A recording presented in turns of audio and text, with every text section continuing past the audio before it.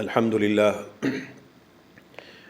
لله نحمده ونستعينه ونستغفره ونؤمن به ونتوكل عليه ونعوذ بالله من شرور أنفسنا ومن سيئات أعمالنا من يهده الله فلا مضل له ومن يضلل فلا هادي له أشهد أن لا إله إلا الله وأشهد أن محمدًا عبده ورسوله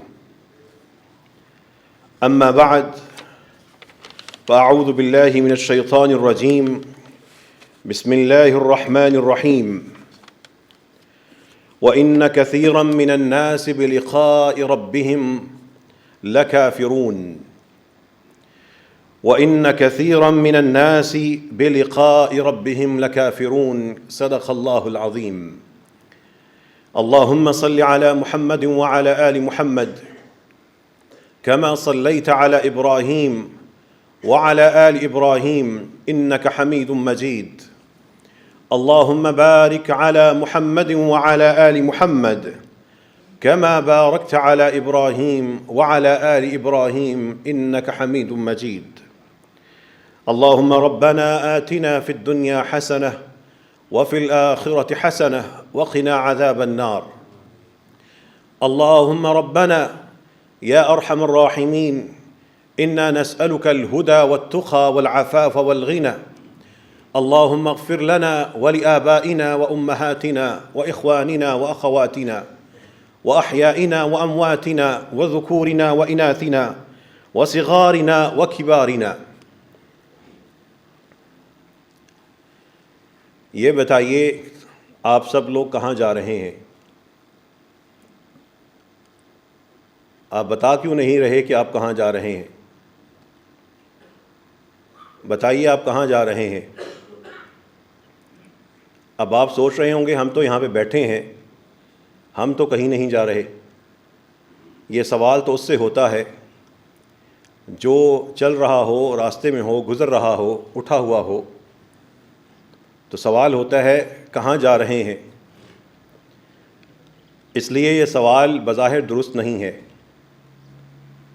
بظاہر یہ درست نہیں ہے، لیکن سب سے بڑی حقیقت یہ ہے کہ آپ جا رہے ہیں۔ ہم میں سے ہر کوئی گزر رہا ہے اور جا رہا ہے اور چلے جانا ہے۔ یہی آپ کی جو بھی عمر ہو اس کی حقیقت یہی ہے۔ جس بھی حیثیت میں ہم ہیں اس کی حقیقت یہی ہے۔ بظاہر ہم مسجد میں بیٹھے ہیں، بظاہر ہم دکانوں میں، گھروں میں سیٹ ہیں، بظاہر ہم اپنے کنبوں، خاندانوں، برادریوں میں رہتے ہیں، لیکن ہم جا رہے ہیں۔ دوسرا سوال یہ ہے جو میں نے آیت پڑھی اسی کی روشنی میں، زندگی کا وہ سب سے بڑا لمحہ بتائیے کہ جب آپ نے کسی ایسے انسان سے ملاقات کی ہو جس کے بارے میں آپ کہہ سکیں کہ ہاں میں نے ملاقات کی اور فلاں شخص سے ملاقات کی تھی۔ ایسی ملاقاتیں ہوتی ہیں اور لوگ تصویر لیتے ہیں اور پھر نسلوں تک وہ تصویر ڈرائنگ روم میں لگی رہتی ہے، حالانکہ وہ خود تصویر ہی ڈرائنگ روم میں لگنا بھی شریعت کے مطابق نہیں، شریعت کی خلاف ورزی ہے۔ وہ بڑے اپنے چھوٹوں کو بتاتے ہیں کہ میں فلاں وزیر سے، فلاں عالم دین سے، فلاں پیر صاحب سے، فلاں شخصیت سے، فلاں سائنسدان سے، سیاست دان سے، فلاں افسر سے فلاں وقت میں ملا اور میری اس سے ملاقات ہوتی تھی۔ وہ ملاقات کے تذکرے ہوتے ہیں اور بتایا جاتا ہے کہ میں نے یہ کہا، اس نے یہ کہا۔ ایک ملاقات قرآن میں بھی ہے اور وہ ایسی ملاقات ہے جس کا تذکرہ بار بار آتا ہے، اور ہم سب جا رہے ہیں اور اسی ملاقات کے لیے جا رہے ہیں۔ ذرا سوچئے کہ جب آپ نے زندگی میں کسی ایسے شخص سے ملاقات کی ہو جو بہت بڑا عہدے یا رتبے والا یا شہرت والا تھا، ملاقات سے پہلے آپ نے اپنے کپڑے تیار کیے ہوں گے، بنے ٹھنے ہوں گے، اللہ رکھی سے پوچھا ہوگا کہ اللہ دیتا کیسا لگ رہا ہے، کالر ٹھیک کیا ہوگا، بال سیٹ کیے ہوں گے، گلا کھنکھار کے کمرے میں داخل ہوئے ہوں گے کہ کہیں وہاں پر کھانسنے کی نوبت نہ آئے۔ وہ ملاقات کی تیاریاں ہوتی ہیں وہ دنیا کے معاملات میں کاروباری، سیاسی، سماجی ملاقاتیں ہوتی ہیں، لیکن ایک ملاقات ہم سب کی ہونی ہے۔ ہم سب اسی ملاقات کی طرف بڑھ رہے ہیں۔ من کان یرجو لقاء اللہ فإن اجل اللہ لآت۔ جس شخص کو اللہ سے ملاقات کا یقین ہو، فإن اجل اللہ لآت، سن لے کہ اللہ تعالیٰ کا دیا ہوا وقت اب قریب ہے۔ لیکن وَإِنَّ كَثِيرًا مِّنَ النَّاسِ بِلِقَاءِ رَبِّهِمْ كَافِرُونَ لَكَافِرُونَ۔ قرآن کہتا ہے کہ لوگوں میں سے اکثر، زیادہ تر، 100 میں سے 50 سے زیادہ اکثریت، وہ اپنے رب سے اس ملاقات کے بارے میں غیر یقینی کا شکار ہیں، بھولے ہوئے ہیں، مانتے ہی نہیں۔ اگر کبھی اس پہ ایمان رکھا بھی ہے تو اس کے بعد بھولے ہوئے ہیں، لیکن وہ ملاقات ہونی ہے۔ ہم سب ادھر ہی جا رہے ہیں۔ کوئی اپنے آپ کو، اپنے عزیز کو ادھر جانے سے روک سکتا ہی نہیں۔ کل الناس یغدو، ہر شخص کی صبح ہوتی ہے۔ فبائع نفسہ، تو ان میں سے کچھ ایسے ہوں گے، ہر شخص کی صبح ہوتی ہے، اس کو ہمت ملتی ہے۔ فبائع نفسہ، ہر شخص اپنے نفس کا سودا کر رہا ہے، اپنی جان کا سودا کر رہا ہے۔ فمعتقها، یا اس کو آزاد کر رہا ہے، او موبقها، یا اس کو ہلاکت میں ڈال رہا ہے۔ کل الناس یغدو، ہر کسی کو زندگی ملی ہے۔ فبائع نفسہ، اپنی جان کی خرید و فروخت کر رہا ہے، اپنی جان کے لیے سمیٹ رہا ہے، اپنی جان کا مقدر لکھ رہا ہے۔ فمعتقها، یا اس کو آگ سے بچا لے گا، او موبقها، یا اس ملاقات کے بعد اپنے آپ کو ہلاکت میں ڈال لے گا۔ ووضع الکتاب، ہم ایسی ملاقات کی طرف بڑھ رہے ہیں، ہر سانس کے ساتھ بڑھ رہے ہیں۔ ووضع الکتاب، قرآن کہہ رہا ہے کتاب رکھ دی جائے گی۔ ہم اسی منظر کی طرف بڑھ رہے ہیں، کتاب رکھ دی جائے گی، نامہ اعمال سامنے پیش کر دیا جائے گا۔ فَتَرَى الْمُجْرِمِينَ مُشْفِقِينَ مِمَّا فِيهِ، اب مجرم لوگ جب اس میں نظر ڈالیں گے، وہ ڈریں گے، سہم جائیں گے، لرزہ طاری ہو جائے گا۔ وَيَقُولُونَ، وہ کہیں گے، یا ویلتنا، ہمارا ستیہ ناس، مَا لِهَذَا الْكِتَابِ لَا يُغَادِرُ صَغِيرَةً وَلَا كَبِيرَةً، اس کتاب میں کوئی چیز باقی ہی نہیں بچی، اس نے تو ہر چھوٹی بڑی چیز کو یہاں پہ سمیٹا ہوا ہے۔ إِلَّا أَحْصَاهَا، اس نے تو یہاں پہ ہر چیز درج کر دی ہے۔ وہ دل کے راز، وہ دل کے برے خیالات، وہ نگاہوں کی چوری، وہ کانوں کی خیانت، وہ جیب کا ہیر پھیر، وہ نمازوں میں سستی، وہ زکوٰۃ میں کوتاہی، وہ اللہ کی کتاب سے دوری، وہ روزے کھا جانا، وہ بے پردگی، وہ دین کی بجائے دنیا میں محنت کرتے رہنا۔ وَوَجَدُوا مَا عَمِلُوا حَاضِرًا، اس دن جو انہوں نے کیا ہوگا سامنے اپنے پیش پا لیں گے، حاضر پا لیں گے۔ وَلَا يَظْلِمُ رَبُّكَ أَحَدًا، تمہارا رب ظلم کسی پہ نہیں کرے گا، دکھائے گا وہی جو کیا ہوگا، سمیٹا ہوگا۔ بتائیے تو صحیح، بیٹھے تو آپ یہاں ہیں، جا کہاں رہے ہیں؟ اب بتائیے، ادھر جانے سے بچ سکتے ہیں؟ اس ملاقات سے بچ سکتے ہیں؟ ملاقات ہونی ہے، کتاب پیش ہونی ہے، وہ اس سے کوئی مفر نہیں ہے۔ ہم انسان بس اسی دائرے میں ہیں، یہی ہمارا اقتدار ہے، یہی ہماری بے بسی ہے۔ نبی کریم صلی اللہ علیہ وسلم سمجھا رہے ہیں، ما منکم من احد الا وسیکلمہ اللہ، تم میں سے ہر شخص سے اللہ تعالیٰ خود گفتگو کریں گے۔ گفتگو کرنے والا کون ہے، پوچھنے والا کون ہوگا، پیشی کس کے سامنے ہونی ہے، کارکردگی کس نے جانچنی ہے. سیکلمہ اللہ. پھر اللہ کے رسول صلی اللہ علیہ وسلم مزید وضاحت کرتے ہیں لیس بینہ و بینہ ترجمان. اس اللہ اور اس بندے کے درمیان کوئی ٹرانسلیٹر نہیں ہوگا، کوئی تیسرا نہیں ہوگا جو بندے کے خیالات کی ترجمانی کرے. اور جب رب کے سامنے کھڑا ہونا ہوگا اور پھر بندہ فینظر ایمن، اب وہ بندہ اپنے دائیں طرف دیکھے گا، ایمن منہ فلا یری الا ما قدم، تو اس کو وہی نظر آئے گا جو اس نے پیش کیا. ادھر سے نگاہ ہٹائے گا تو ادھر دیکھے گا. وینظر اشم منہ، پھر بائیں طرف دیکھے گا، فلا یری الا ما قدم، تو سامنے وہی نظر آئے گا جو وہ کر کے آیا. وہ جوانی کے بعد کہولت کی عمر، پھر وہ بڑھاپا، وہ نگاہیں، وہ ہاتھوں کی کمائی، وہ زبان کی کٹائی، وہ رشتہ داروں کے ساتھ سلوک، وہ صبح و شام کا حساب، وہ نمازوں میں غفلت، وہ چاروں طرف سے انسان کو گھیرے ہوئے ہے. وَيَنْظُرُ بَيْنَ يَدَيْهِ، بندہ دائیں بائیں دیکھتا ہے، وہی نظر آتا ہے، سیدھا دیکھتا ہے. اب سامنے نظر پڑتی ہے، فَلَا يَرَى إِلَّا النَّارَ تِلْقَاءَ وَجْهِهِ، سیدھا دیکھتا ہے تو سیدھا دیکھتا ہے تو سیدھا اس کے اپنے چہرے کے سامنے اس کو وہ آگ نظر آتی ہے. ہم بیٹھے مسجد میں ہیں، ہم جا ادھر ہی رہے ہیں، اسی ملاقات کی طرف ہر پل بڑھ رہے ہیں. اب اللہ تعالیٰ کے رسول صلی اللہ علیہ وسلم سمجھا رہے ہیں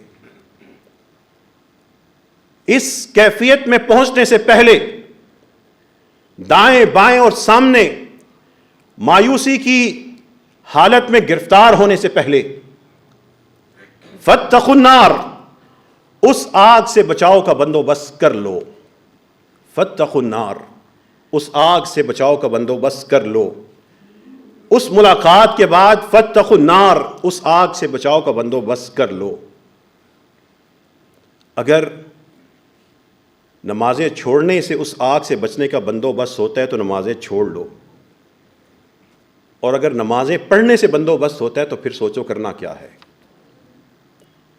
اگر گھروں میں روشن خیال اسلام کے نام پر ہر قسم کا ٹی وی ڈرامہ، فلمیں، چینلز صبح و شام لگا کے ماں باپ کو اور بچوں کو یہ آگ سے بچاؤ ہوتا ہے تو پھر اور لگا لو.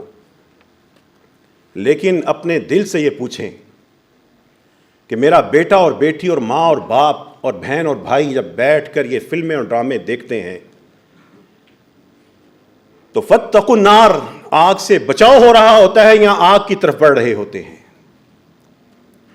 سارے فقہا کو ایک طرف کر کر خود فقیہ اعظم بن کر یہ پوچھئے کہ جب راستے میں چلتی ہوئی بیٹیوں پہ نگاہیں جاتی ہیں اور چوری چوریاں سر عام ان کو دیکھتے ہیں، اس آگ سے بچاؤ ہوتا ہے یا اس آگ کا حصہ بنتے ہیں؟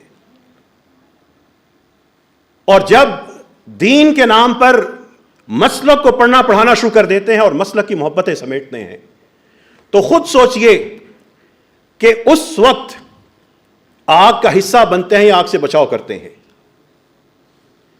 پھر جب ملازمت میں خیانت کرتے ہیں، جب ادھر ادھر کے معاملات سرکاری سطح پہ ذاتی فوائد کے لیے اکٹھے کرتے ہیں، بظاہر بڑے سیٹ ہیں، بڑی اچھی جاب ہے، تو خود بتائیے فاتقوا النار، آگ سے بچاؤ کرتے ہیں یا آگ کا حصہ بنتے ہیں؟ بتائیں تو صحیح کہاں جا رہے ہیں؟ اب بیٹھا ہوا انسان بھی سوچے گا میں بیٹھا نہیں، میں جا رہا ہوں. کسی کے آخری چند جمعے ہیں، کسی کے آخری چند دن ہیں، کسی کی عمر لمبی ہے لیکن جانا اس نے وہیں ہے. فاتقوا النار ولو بشق تمرہ، اس آگ سے بچنے کے لیے خواہ کھجور کا ایک ٹکڑا تمہیں ملے، اپنا بچاؤ کا بندوبست کر لو. حضرت علی رضی اللہ عنہ سے پوچھا کہ اس ملاقات کی تیاری کرنے کے لیے کوئی طریقہ بتائیں، کیا ہو؟ کہنے لگے الخوف من الجلیل والعمل بالتنزیل والرضا بالقلیل والاستعداد لیوم الرحیل. جو اس ملاقات میں شرمندگی سے بچنا چاہتا ہے وہ اس عظیم ذات سے ڈرنا شروع ہو جائے. جو اس نے نازل کیا ہے اس پہ عمل کرنا شروع کر دے. جو تھوڑا عطا کیا ہے اس پہ راضی ہو جائے. اور اس دن جس دن کفن میں لپیٹا جانا ہے, روانہ ہونا ہے, اس دن کی تیاری شروع کر دے. وہ اپنی جیب کو, اپنے اکاؤنٹ کو, اپنے رشتے کو, اپنے رویے کو, اپنی ملازمت اور تجارت کو, اپنے صبح و شام کو اپنی اس ملاقات اور اپنی اس قبر کے لیے تیاری کے لیے سامان بنا لے. فَأَمَّا مَن طَغَىٰ, قرآن کہہ رہا ہے فَأَمَّا مَن طَغَىٰ, جو سرکش رہا, وَآثَرَ الْحَيَاةَ الدُّنْيَا, اور اس نے دنیاوی زندگی کو ترجیح بنائے رکھا, فَإِنَّ الْجَحِيمَ هِيَ الْمَأْوَىٰ, تو وہ دہکتی ہوئی آگ ہی اس کا ٹھکانہ ہے. وَأَمَّا مَنْ خَافَ مَقَامَ رَبِّهِ, مقام ربه, جو اپنے رب کے سامنے کھڑے ہونے سے ڈر گیا اور اس نے اپنے پہ خشیت طاری کر لی. وَنَهَى النَّفْسَ عَنِ الْهَوَىٰ, اور اس نے اپنی جان کو خواہشات کی پیروی سے روک لیا. فَإِنَّ الْجَنَّةَ هِيَ الْمَأْوَىٰ, ایسے بندے کا ٹھکانہ یہ جنت ہی تو ہے. اے اللہ ہمیں اسی میں داخل فرما دے. وَنَهَى النَّفْسَ عَنِ الْهَوَىٰ, یہاں پہ رک جائیں. وَنَهَى النَّفْسَ عَنِ الْهَوَىٰ, سویا ہوا تھا, جان چاہتی تھی کہ میں سویا رہوں, جسم چاہتا تھا میں سویا رہوں. اس نے کہا اٹھو, فرض نماز کا وقت ہے, نماز پڑھو. یہ وَنَهَى النَّفْسَ عَنِ الْهَوَىٰ میں داخل ہو گیا. پیسے اس کے پاس کیش آ رہے تھے, اس کی تنخواہ سے زیادہ اس کو کوئی مل رہا تھا. اس نے کہا جو تھوڑا سا گھر میں آٹا ہے وہ بچوں کے رزق کے لیے کافی ہے, میں رشوت نہیں لوں گا. وَنَهَى النَّفْسَ عَنِ الْهَوَىٰ. ڈرامہ بڑا شاندار تھا, رائٹر نے کہانی بڑی شاندار گھڑی تھی, پروڈیوسر نے شاندار, اور جو کیمرہ مین تھا اس نے فلمایا بھی شاندار تھا. فلم پورے ملک میں کیا پوری دنیا میں ہٹ ہو رہی تھی, لیکن اس کی نگاہیں ان مناظر سے پاک رہیں. وَنَهَى النَّفْسَ عَنِ الْهَوَىٰ. وہ سیاست کی غلاظت میں بڑا آگے بڑھ سکتا تھا, لیکن اس نے سوچا اس غلاظت میں آلودہ ہو جاؤں گا, میرا نامہ اعمال خراب ہوگا. وَنَهَى النَّفْسَ عَنِ الْهَوَىٰ. اس نے اپنے آپ کو روک لیا. وہ رشتہ داروں سے کی برائی کا جواب دے سکتا تھا, لیکن وَنَهَى النَّفْسَ عَنِ الْهَوَىٰ, اس نے اپنے آپ کو روک لیا. وہ چاہتا تو بڑا حرام جمع کر لیتا, لیکن وَنَهَى النَّفْسَ عَنِ الْهَوَىٰ, اس نے روک لیا. پھر اللہ تعالیٰ کے رسول صلی اللہ علیہ وسلم ہر ملازمت کرنے والے کو اور تجارت کرنے والے کو خوشخبری دے کے گئے ہیں. وہ بندہ اپنی ملازمت اور تجارت کو اپنی جنت کی ضمانت اور اپنی جنت کی ٹکٹ بنا رہا تھا, کیونکہ اللہ کے رسول صلی اللہ علیہ وسلم فرما گئے التاجر الصدوق الامین مع النبیین والصدیقین والشہداء. وہ تاجر جو تجارت میں سچا ہو, دیانتدار ہو, وہ نبیوں کے ساتھ, سچوں کے ساتھ اور شہداء کے ساتھ ہوگا. بتائیے کسی تاجر کی اس سے بڑی کامیابی ہے؟ التاجر الصدوق الامین. ہو سکتا ہے اس کی کمپنی کا دنیا میں رائج مارکیٹنگ کے طریقہ کار میں وہ تھوڑا پیچھے رہ جائے کہ میں نے جھوٹ کی تجارت نہیں کرنی, لیکن اس کا کم نفع اس کی نسلوں میں برکت کا باعث بن جائے.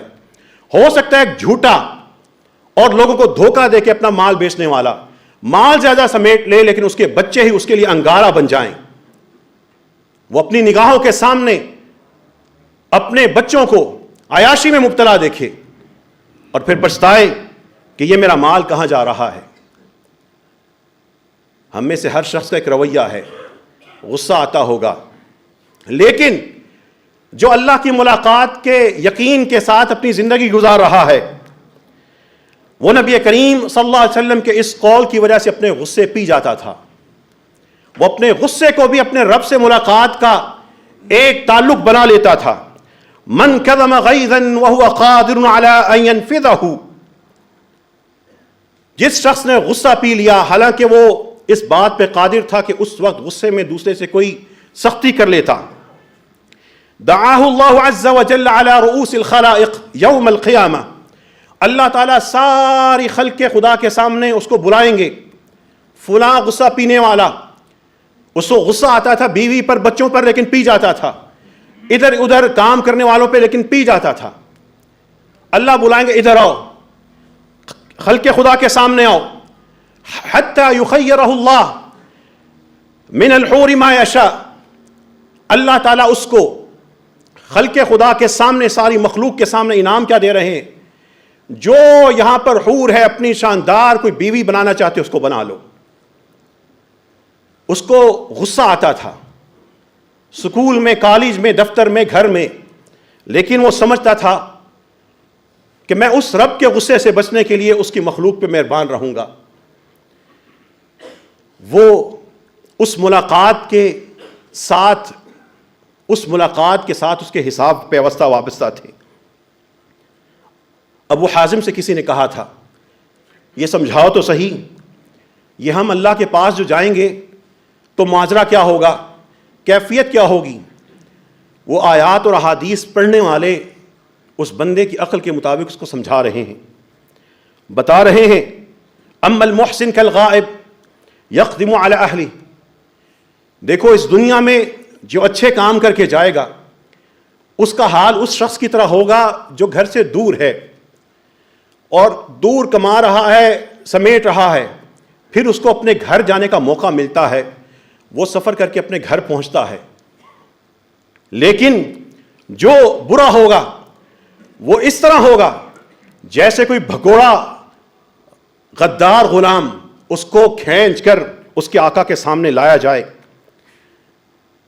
وہ دو میں سے ایک ہماری کیفیت ہوگی.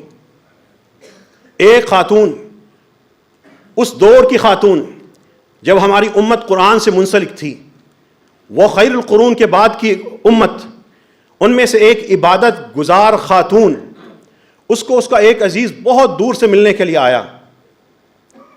دیکھیے قرآن پڑھنے کی وجہ سے ان لوگوں کی سوچوں میں قرآن نے کیسے جگہ بنائی ہوئی تھی اور کیسے وہ اپنے عام زندگی کے مناظر کو قرآن سے مرتبط اور منسلک کرتے تھے. خاتون جب اس کا وہ عزیز دور سے ملنے کے لیے آیا رونے لگی. لوگوں نے کہا مقام رونے کا نہیں، یہ تو خوشی کا ہے، روتی کیوں ہو؟ کہنے لگی میرا یہ جو عزیز اتنی دور سے چل کے آیا ہے، آخر ہماری ملاقات تو ہوئی، مجھے یہ آج کی ملاقات مجھے اپنے رب سے ملاقات یاد کروا رہی ہے. وہ اتنی دور سے چل کے میرے پاس تک آیا، میں بھی یہاں سے مسلسل چلتے چلتے رب کے پاس جاؤں گی. میں سوچ رہی ہوں میرا معاملہ وہاں پر کیا ہوگا. وہ اسی دور میں ایک بیمار، ایک بدو، صرف قرآن سننے والا اور پھر زیادہ تفسیروں کی بجائے، تعویلوں کی بجائے بس مان لینے والا، اس کو اپنی روح میں بسا لینے والا. اس سے کہا گیا تمہاری بیماری میں ڈاکٹر کہہ رہے ہیں اب تیرا وقت قریب ہے. اس نے کہا اچھا اگر میرا وقت قریب ہے، وَإِذَا مِتُّ فَإِلَىٰ أَيْنَ يَذْهَبُونَ بِي، اگر میں فوت ہو گیا تو مجھے لے کے یہ کہاں جائیں گے، مجھے کہاں لے جایا جائے گا؟ جواب میں إِلَى اللَّهِ، اللہ کی طرف. تو وہ کہنے لگا آج تک زندگی میں مجھے اگر کوئی خیر اور اچھائی ملی ہے اس رب ہی کی طرف سے ملی ہے، اس رب کی طرف سے ملی ہے. یہ ایک بیماری جو میرا خاتمہ کر رہی ہے، اس کے سوا ساری خیر اللہ کی طرف سے رہی. مجھے اس رب کی سے ملاقات کا یقین ہے، وہ مجھے رسوا نہیں کرے گا. جب انسان کے اعمال اچھے ہوں، گناہ کبیرہ سے بچا ہو، اس کے ذہن میں رب سے اچھے معاملات اور اچھے گمان رہتے ہیں. اور جب گناہوں میں لت پت گیا ہو، سود میں، بے نمازی میں اور بے پردگی میں، بے حیائی میں، دین سے دوری میں، نمازوں کا پتہ نہ ہو، عید ادھر ادھر دیکھ کے پڑھ لیتا ہو، تو پھر یہ اچھے گمان سے بھی محروم ہو جاتا ہے. حضرت عمر رضی اللہ عنہ کے پاس ایک اعرابی آیا، آگے کہنے لگا یا عمر الخیر جزیت الجنہ اکنس بنیاتی وامہن اقسم باللہ لتفعلن. اے خیر کے امام عمر، میری چھوٹی چھوٹی بیٹیوں کو اور ان کی ماں کو کپڑوں کی ضرورت ہے، ان کو کپڑے تمہیں دینے پڑیں گے. اقسم باللہ لا تفعلن، حکمران بنے بیٹھے ہو، تمہیں ان کو دینے پڑیں گے. فقال له عمر، عمر نے کہا فإن لم أفعل فماذا أكون، اگر میں ایسا نہ کروں تو میرا کیا ہوگا اگر میں نہیں تمہیں دیتا. وہ کہنے لگے اذن ابا حفص، وہ اعرابی بولا اے ابو حفص عمر، لأذهبن، میں یہاں سے چلا جاؤں گا، لیکن تکون عن حالی لتسألن، تم صاحب اقتدار، بیوروکریٹ، بڑے غنی، تمہیں قیامت کے دن میرے بارے میں پوچھا جائے گا. یوم تکون الاعطیات منا، جس دن یہ ساری کی ساری نعمتیں جو دی گئی ہیں یہ انسان کے سامنے اس کا حساب ہوگا، اور جو اس نے دیا ہوگا اللہ کی راہ میں خرچ کیا ہوگا وہ اس کے لیے خوشخبری بنے گا. والواقف المسئول بینہن، لیکن ان نعمتوں کے درمیان جو شخص کھڑا ہوگا، یہ نعمتیں تمہیں ملی تھیں، درمیان میں کھڑا ہو کے اس کو جواب دینا پڑے گا. اما الی النار و اما الی الجنہ، یا دوزخ کی طرف یا پھر جنت کی طرف. اما الی النار، آج کا خطبہ دینے اور سننے والوں، اما الی النار و اما الی الجنہ.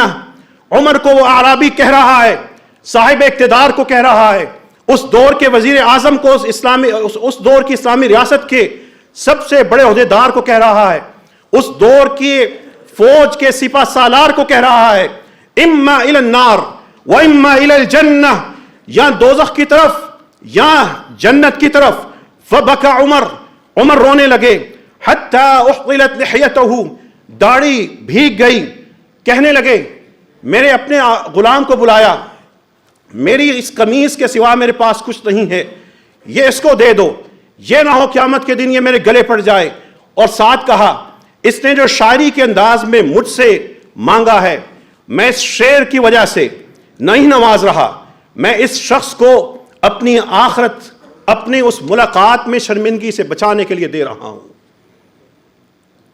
وہ عمر نبی کریم صلی اللہ علیہ وسلم کا ساتھی رضی اللہ عنہ، وہ عمر جو اگر کوئی نبی ہوتا تو عمر نبی کریم صلی اللہ علیہ وسلم کے بعد وہ ہوتے.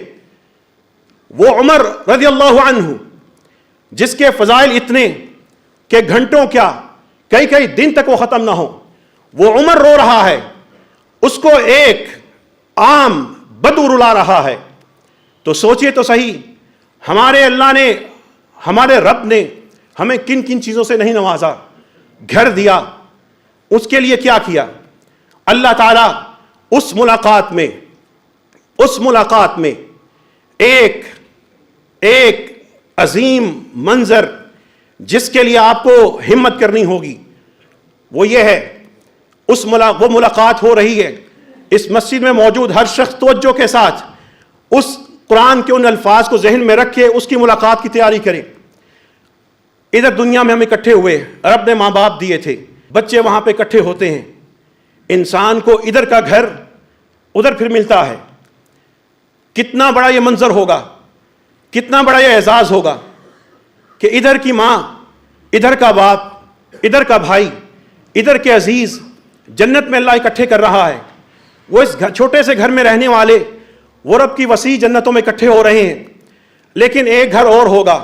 قرآن کہتا ہے ان الخاسرین الذین خسروا انفسهم واہلیہم یوم القیامہ. کتنا بدبخت ہوگا وہ باپ، وہ ماں، وہ بہن، وہ بھائی.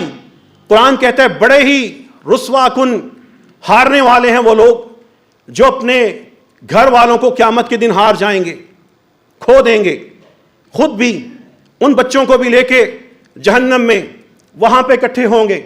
ذالک هو الخسران المبین. فیصلہ آپ نے کرنا ہے ماں باپ اور گھر والوں کے ساتھ.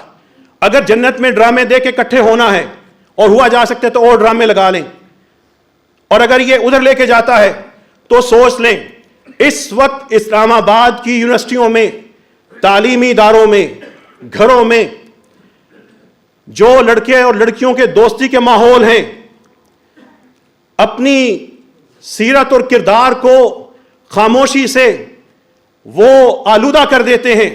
اس میں سب سے بڑا عمل دخل آپ کے ٹی وی چینلز کا، آپ کے ڈرامے اور فلموں کا ہے. آپ کے تعلیمی نظام کا ہے. اس کے بعد جو شادیاں ہو رہی ہیں اس میں طلاق کی سب سے بڑی وجہ یہاں کے ٹی وی ڈراموں کا اور فلموں کا ہے. جتنے مرضی بچوں کو خطبے سنوا لیں, قاری صاحب اچھے سے اچھے رکھ لیں, ان کا عین غین جیسا مرضی نکلوا لیں, لیکن وہ بد کردار ماحول جنم لے رہے ہیں. ہم آنکھیں بند کر کے بچوں کو اسکول بھیج رہے ہیں, وہاں پہ دوستیاں ہیں, لڑکوں سے برا حال لڑکیوں کا ہے. میں پھر دوہرا رہا ہوں, سینکڑوں کیسز اس مسجد میں اور اپنی درس گاہوں میں آتے ہیں.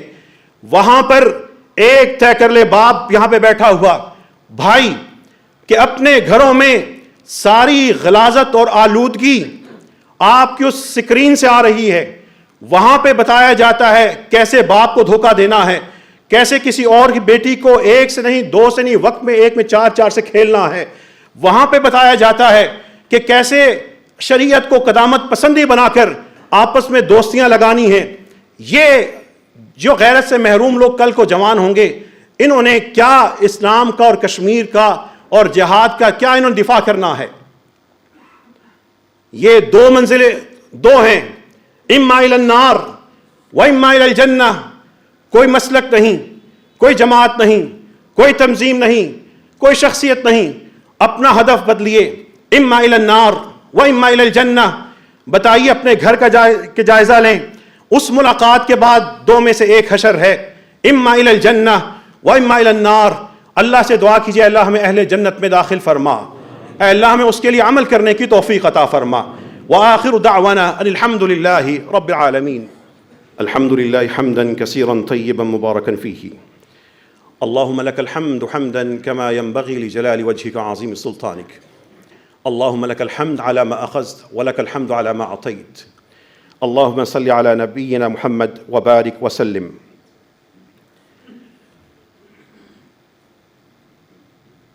اسلام آباد کے جو خوشحال سیکٹر ہیں ان میں بڑے بڑے گھروں میں, اونچے محلوں میں کچھ ایسے بھی افراد ہیں, ملازمین ہیں, ڈرائیور ہے, باورچی ہے, گارڈ ہے, چوکیدار ہے, گھروں میں کام کرنے والی ہے, آیا ہے. ان اونچے اونچے گھروں میں بعض اوقات غریب ملازم بیماری کی حالت میں کام کرتا رہتا ہے. وہ ڈیوٹی نہیں کر سکتا کہ روزانہ کی کٹوتی ہوگی. وہ 12, 15, 20 ہزار میں سے 1,000 روپے اپنا بچانے کے لیے وہ بیماری کی حالت میں اپنی ملازمت جاری رکھتا ہے. اور بعض اوقات کہیں اس کا عزیز پیچھے بیمار ہو تو اس کے لیے اور اذیت ہوتی ہے کہ وہاں پہ اس کا علاج کروانا اس حوالے سے وہ تکلیف میں ہوتا ہے. یہ ایک حقیقت ہے. یہاں پر مسجد رحمۃ اللہ عالمین میں جو کیسز آتے ہیں ان کی بہت سی کہانیاں ہیں, اس کے بہت سے پہلو ہیں جو ہمارے معاشرے میں ہیں. بظاہر ہم خوشحال ہیں, لیکن اس خوشحالی کے ساتھ ساتھ بڑی بڑی تلخ داستانیں بھی جنم لیتی ہیں, اور مسجدیں ان تلخ داستانوں کو راحت اور سکون میں بدلنے کا بہترین ذریعہ ہیں. ایف سیریز پہ کے F6 سے لے کے F11 تک کسی بھی گھر میں کوئی بھی کام کرنے والا, ڈرائیور ہو, کوئی چوکیدار ہے, گارڈ ہے, کوئی بھی شخص ہے, وہ ملازمت کرنے والا جامع مسجد رحمۃ اللہ عالمین کے مسجد کلینک میں آ سکتا ہے. وہ یہاں پہ آئے, اس کو یہاں سے دوائی بھی ملے گی, اور انشاءاللہ تعالیٰ اور بھی جو اس کے لیے ہو سکا ہم کریں گے. آپ جو اس علاقے سے تعلق رکھتے ہیں, اگر کوئی ایسا اپنے ملازمین پہ نظر رکھیں, کسی کو تکلیف ہے اس کو یہاں پہ بھیج دیں. وہ ہسپتالوں کے لمبے چکروں سے ڈرتے ہیں, چھٹی ہوتی ہے, آئے, ڈاکٹر صاحب موجود ہیں, لیڈی ڈاکٹر بھی یہاں پہ موجود ہوتی ہیں, ان سے ہم ان کا رابطہ کروا دیں گے, جو ہمارا مسجد ٹیلی میڈیسن سینٹر ہے. دوسری چیز, اگر اس کا کسی بھی ڈرائیور کا, کسی بھی شخص کا کوئی عزیز اپنے گھر میں بیمار ہے تو سادہ سا طریقہ ہے, یہاں پہ آ جائے, ہمارے ڈاکٹر صاحب کے پاس بیٹھے, اپنے گھر والے اپنے بیٹے بیٹی کا علاج ویڈیو کال کے ذریعے چیک اپ کروائے, اور اس کے بعد یہاں سے دوائی لے کے اپنے علاقے میں بھیج دیں یا وہیں سے خرید کے اس کو دے دیں. یہ نبی کریم صلی اللہ علیہ وسلم کی امت کے مساکین کے بارے میں ڈریے, ان کا ہر پل خیال رکھیے. یہ 14, 15, 12, 13, 18 ہزار لینے والے یہ زندگی کیسے چلاتے ہیں اللہ ہی بہتر جانتا ہے۔ مسجد رحمۃ اللہ عالمین کی طرف سے اور بھی کوئی بھی کسی کی فیکٹری ہے، مزدور ہے، کوئی پشاور موڑ دائیں میں مزدور کھڑے ہوتے ہیں، آپ کے علم میں آئے اس کو یہاں پہ بھیج دیں۔ صبح 9 سے لے کے شام 5 بجے تک ہمارے پاس ڈاکٹرز موجود ہوتے ہیں، اور پھر رات 5 سے لے کے اگلے دن صبح تک ایمرجنسی کال کے لیے ہماری ایک لائن ٹیلی فون پہ کام کر رہی ہوتی ہے۔ تو یہ اللہ تعالیٰ کی توفیق سے نظام بن رہا ہے۔ ایک دفعہ صلی اللہ علیہ وسلم کہیے، اللہ تعالیٰ کی توفیق سے جو مساجد مسجد رحمۃ اللہ عالمین کے نام سے بن رہی تھیں ان کی تعداد 37 ہو چکی ہے۔ 11 مساجد اللہ تعالیٰ کی توفیق سے یا تو ان کی چھت مکمل ہو چکی ہے، آج 2 مساجد میں پہلی دفعہ خطبہ جمعہ ادا ہو رہا ہے، اور 16 مساجد میں انشاءاللہ تعالیٰ ان کی بنیادیں رکھ دی گئی ہیں، جبکہ 9 مساجد میں ابھی کام اس ہفتے سے شروع ہو جائے گا۔ یہ مساجد ان علاقوں میں ہیں جہاں پہ 40-50 گھرانے ہیں، مزدوروں کے گھر ہیں، پاکستان کے انتہائی پسماندہ علاقے ہیں، مسجد نہیں ہے، وہاں پہ لوگ قرآن کریم کو پڑھنا دور کی بات، ان کے پاس قرآن کریم کے نسخے ہی نہیں ہیں۔ مسلمان ہیں، ID کارڈ ہے، لیکن نسلوں کی نسلیں جا رہی ہیں اور وہاں پر کچھ بھی نہیں ہے سوائے ان کا شناختی کارڈ پہ نام مسلمان ہے۔ تو یہ ان علاقوں میں قائم ہو رہی ہیں، وہیں پہ ساتھ مسجد رحمۃ اللہ عالمین کی طرف سے قراء کا بندوبست کر دیا گیا ہے، ان کی ڈیوٹی لگا دی گئی ہے، پڑھائیں گے جو کو، بڑی عمر کے لوگوں کو، ان قراء کی بھی انشاءاللہ ٹریننگ کی جائے گی تاکہ ان لوگوں تک یہ سارے کے سارا جو دین ہے وہ پہنچے۔ اللہ تعالیٰ کی توفیق سے جو 2 کلو چاول تحریک تھی وہ 2,10,000 کلو کا ہنسا عبور کر چکی ہے، اور اب ماہانہ اس کے ذریعے راشن تقسیم ہو رہا ہے۔ یہ سب اللہ تعالیٰ کی خاص عنایت ہے مسجد رحمۃ اللہ عالمین سے وابستہ آپ سب پر، اور جو لوگ یہاں پہ موجود نہیں ان پر۔ اللہ سے دعا کیجیے، اے اللہ یہ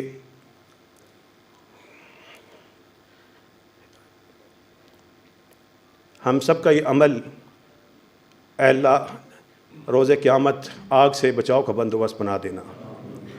اے اللہ جتنے لوگ اپنی ماؤں کی طرف سے، باپ کی طرف سے، اپنے مرحومین کی طرف سے مزدور اپنی جمع پونجی کر کے لا کے جمع کرواتے رہے، اے رب کریم اس عمل کو ان سب کے لیے مغفرت کا باعث بنا دینا۔ اے اللہ ہمیں اس عمل میں کسی بھی جملے سے شہرت کی محبت سے بچا کے رکھنا۔ اے اللہ یہ جو ساری کی ساری ذمہ داری مسجد رحمۃ اللہ عالمین سے وابستہ افراد نے نبھائی ہے، اے رب کریم اس کی جتنے بھی فوائد جا رہے ہیں اس کی وجہ سے یہاں پہ موجود ہر شخص کے خاندان کو دنیا اور آخرت میں اللہ آسانیاں عطا فرما دینا۔ اے اللہ قرآن میں جو جہنم کے تذکرے پڑھتے ہیں بڑے شدید ہیں، بڑے سخت ہیں، بڑے ہی بے بسی کی کیفیتیں ہیں، اے اللہ ہم سب کو اس سے بچا لینا۔ جو ہمارے ماں باپ اس دنیا سے جا چکے ہیں، اللہ ان کی مغفرت فرما دے۔ جو زندہ ہیں اے اللہ ان کو لمبی عمر ایمان والی اور صحت والی اور کسی کی محتاجی کے بغیر عطا فرما دینا۔ اے اللہ یہاں پر ننھے بچے اپنے روزانہ اسکول کے پیسے لا کے جمع کرواتے رہے، اے اللہ ان بچوں کو خیر کا لشکر بنا دے، ان کو اپنی ماں باپ کے لیے آنکھوں کی ٹھنڈک بنا دے۔ اے اللہ جتنے بھی اس وقت پریشان حال ہیں اے اللہ ان کی پریشانی کو دور فرما، جو بیمار ہیں ان کو شفا عطا فرما دے۔ اے اللہ جو دین سے دور ہیں ان کو قریب فرما دے، جو بے نماز ہیں اے اللہ ان کو نمازی بنا دے، جو حرام کا شکار ہیں ان کو حلال عطا فرما دے، اپنے فضل سے ان کو حرام سے بے نیاز فرما دے۔